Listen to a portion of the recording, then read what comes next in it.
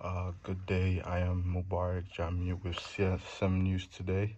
Attention turns to the UK largest public service union, UNISON, which has added 40,000 members in 2024. Its total now surpasses 1.3 million, marking the strongest recruitment the union has seen in years. UNISON 2025. At the same time, the Labour government, led by Prime Minister Sir Keir Starmer, has promised to remove anti-strike laws and strengthen protections for workers through the proposed Employment Rights Bill. These developments raise a pressing question. Is growth a sign of unions reclaiming influence in the workplace, or is it merely a temporary surge that may fade under political and economic pressures? To understand the present industrial climate, it helps to trace the forces that shaped it over decades. After the World War II, collective bargaining covered nearly 70% of British workers, shaping employment relations across the nation. In 1980s, Margaret Thatcher imposed restrictions on union activity, and membership fell sharply, losing more than 1 in 5 participants.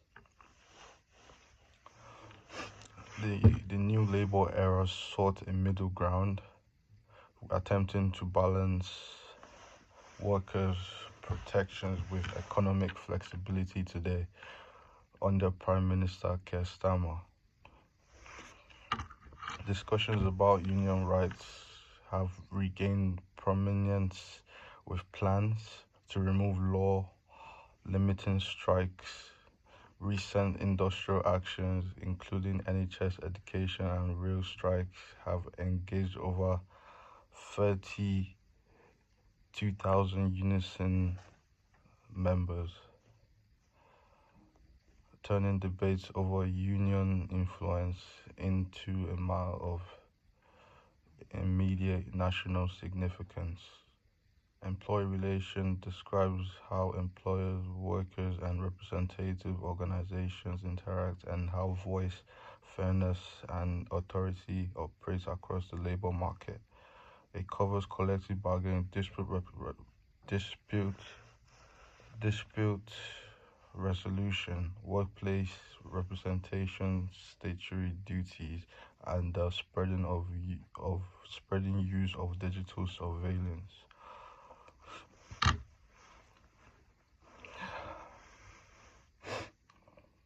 Recent surveys suggest more than 40% of UK employers now use some form of workers' monitoring, raising fresh concerns about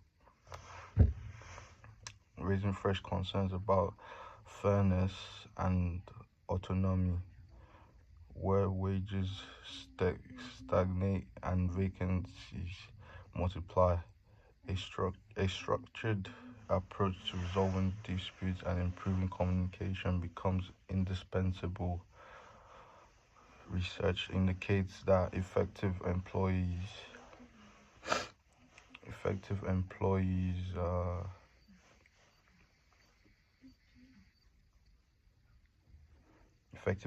relations help organizations sustain cooperation under economic strain and reduce the risk of destructive conflict.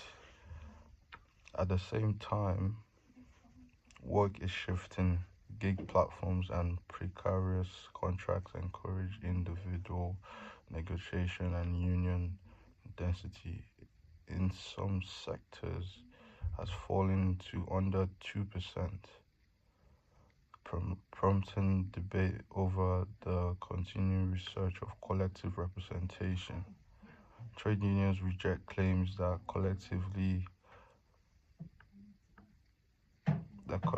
voice is absolute. They argue that organized action narrows inequality and produces fairer outcomes in recruitment, pay, workload, and health and safety standards. UNISON, representing roughly 1.3 public services workers, play a prominent role in shaping national debates on pay, staffing, and working conditions across health, local government, education, and social. That's UNISON 2024. Thank you very much for listening to CMS News, and I'll be right back. Thank you.